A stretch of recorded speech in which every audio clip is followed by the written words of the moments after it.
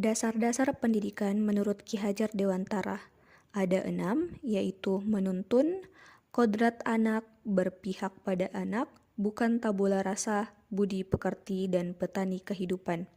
Yang pertama adalah menuntun, di mana pendidikan adalah menuntun segala kekuatan kodrat yang ada pada anak-anak, agar mereka dapat mencapai keselamatan dan kebahagiaan yang setinggi-tingginya, baik sebagai manusia maupun anggota masyarakat, di mana pendidik hanya dapat menuntun tumbuh atau hidupnya kekuatan kodrat yang ada pada anak-anak, agar dapat memperbaiki lakunya, hidup dan tumbuhnya kekuatan kodrat anak.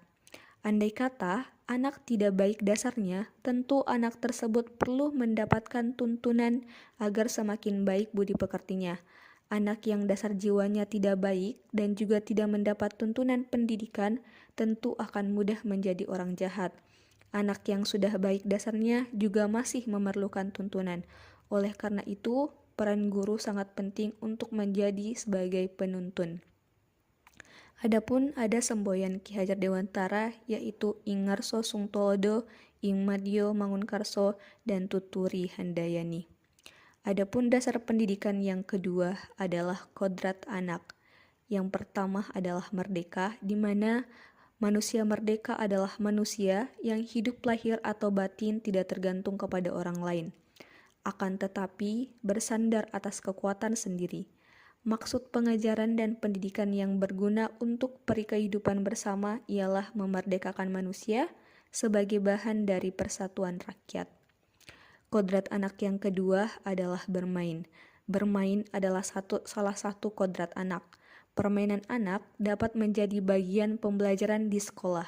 Contohnya, permainan seperti menghias bunga, menyulam daun pisang, atau membuat tikar, dan pekerjaan anak lainnya yang dapat menjadikan mereka memiliki sikap tertib dan teratur. Kodrat anak yang ketiga adalah belajar budi pekerti. Budi pekerti atau watak diartikan sebagai bulatnya jiwa manusia. Dalam bahasa asing disebut sebagai karakter. Jiwa yang berasas hukum kebatinan, orang yang mempunyai kecerdasan budi pekerti akan senantiasa memikirkan dan merasakan serta memakai ukuran, timbangan, dan dasar-dasar yang pasti dan tetap. Watak atau budi pekerti bersifat tetap, pasti pada setiap manusia, sehingga kita dapat dengan mudah membedakan orang yang satu dengan yang lainnya. Kemudian, dasar pendidikan yang ketiga adalah berpihak pada anak. Pendidikan hendaknya bebas dari segala ikatan, dengan suci hati mendekati sang anak, bukan untuk meminta sesuatu hak, melainkan untuk berhamba pada sang anak. Untuk berhamba pada sang anak, pendidikan hendaknya berpihak atau berpusat pada peserta didik. Adapun dasar pendidikan yang keempat adalah bukan tabula rasa. Anak bukan kertas kosong yang bisa digambar sesuai keinginan orang dewasa. Anak lahir dengan kekuatan kodrat yang masih samar-samar, di mana tujuan pendidikan adalah menuntun atau memfasilitasi atau membantu anak untuk menebalkan garis samar-samar agar dapat memperbaiki lakunya untuk menjadi manusia seutuhnya dengan kekuatan konteks diri anak dan sosial, kultural, atau budaya. Nah, di mana untuk sosial, kultural, budaya yang sesuai untuk di daerah saya, tepatnya di Sulawesi Selatan, di suku Bugis, yaitu menerapkan prinsip 3S, yaitu Sipakatau, Sipakalebi, dan Sipakainge. Kemudian untuk dasar pendidikan yang kelima adalah budi pekerti, di mana budi pekerti berarti pikiran, perasaan, kemauan, sedangkan pekerti artinya tenaga. Jadi budi pekerti merupakan sifat jiwa manusia mulai angan-angan hingga menjelma sebagai tenaga. Dengan adanya budi pekerti, setiap manusia berdiri sebagai manusia dengan dasar-dasar yang jahat dan memang dapat dihilangkan, maupun dalam arti neutralisern, menutup, mengurangi tabiat-tabiat jahat yang biologis atau yang tak dapat lenyap sama sekali karena sudah bersatu dengan jiwa.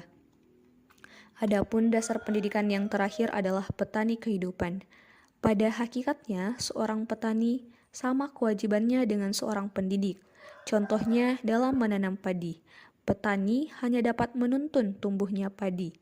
Ia dapat memperbaiki kondisi tanah, memelihara tanaman padi, memberi pupuk dan air, membasmi ulat-ulat atau jamur-jamur yang mengganggu hidup tanaman padi, dan lain sebagainya. Meskipun pertumbuhan tanaman padi dapat memperbaiki, tetapi ia tidak dapat mengganti kodrat iradatnya padi. Misalnya, ia tak akan dapat menjadikan padi yang ditanamnya itu tumbuh sebagai jagung. Selain itu, ia juga tidak dapat memelihara tanaman padi tersebut sebagai hanya cara memelihara tanaman kedelai atau tanaman lainnya. Memang benar, ia dapat memperbaiki keadaan padi yang ditanam.